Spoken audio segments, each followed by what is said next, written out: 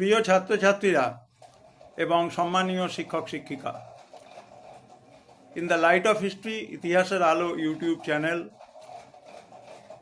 সবাইকে স্বাগত জানাচ্ছে, শুভেচ্ছা জানাচ্ছে। এর আগে 2019 সালের এমসিকিউ এর প্রশ্ন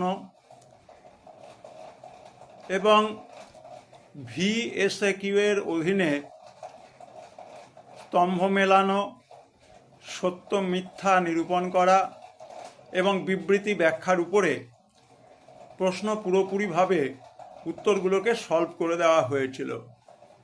আজকে আমরা 2020 সালের এমসিকিউ এর প্রথম অংশটা 20টি প্রশ্ন এবং তার উত্তর সলভ করব।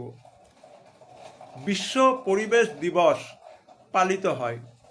অপশান রয়েছে, আমাদের সঠিক অপশান হচ্ছে 5ই জুন। আমি হাইলাইটার দিয়ে মার্কিং করে দিয়েছি। ভারতীয়রা আলুর ব্যবহার শিখেছিল, সঠিক উত্তর পর্তুগিজদের কাছ থেকে।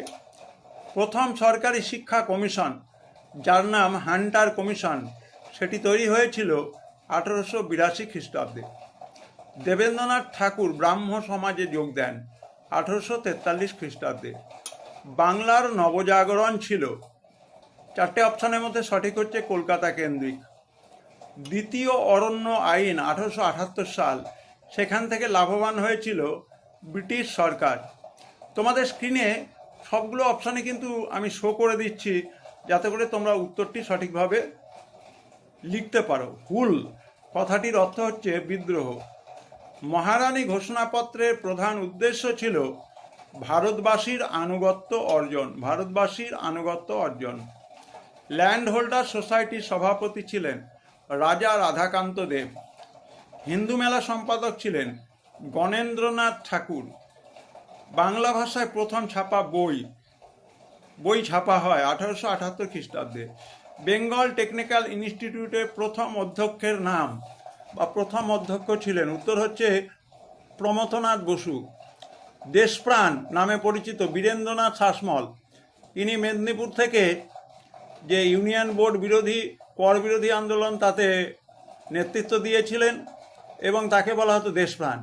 মোপলা বিদ্রোহ 1921 সালে হয়েছিল মালাবার উপকূলে। মিরাট ষড়যন্ত্র মামলা হয়েছিল শ্রমিক নেতাদের বিরুদ্ধে। নারী সত্যাগ্রহ সমিতি প্রতিষ্ঠিত হয়েছিল আইন অমান্য আন্দোলনের সময়। মাস্টারদা নামে পরিচিত সূর্য সেন মাদ্রাজে আত্মসম্মান আন্দোলন শুরু করেন রামস্বামী নায়কার। স্বাধীনতার প্রাক্কালে ভারতের সবচেয়ে বড় দেশীয় রাজ্য হায়দ্রাবাদ। পুনর্গঠিত কেরল রাজ্যটি অবস্থিত ছিল মালাবার উপকূলে। এই হচ্ছে তোমাদের জন্য এমসিকিউ এর প্রশ্ন নিয়ে এবং তার উত্তর নিয়ে আলোচনা। তোমরা এগুলোকে লিপিবদ্ধ করবে, যাতে করে তোমরা এগুলোকে তোমাদের 2027 সালের মাধ্যমিক পরীক্ষায় কাজে লাগাতে পারো।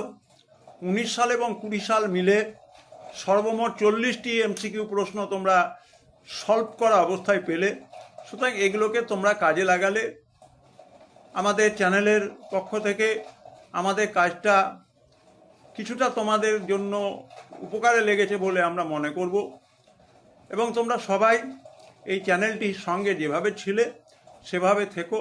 সবাই ভালো থেকো, সুস্থ থেকো।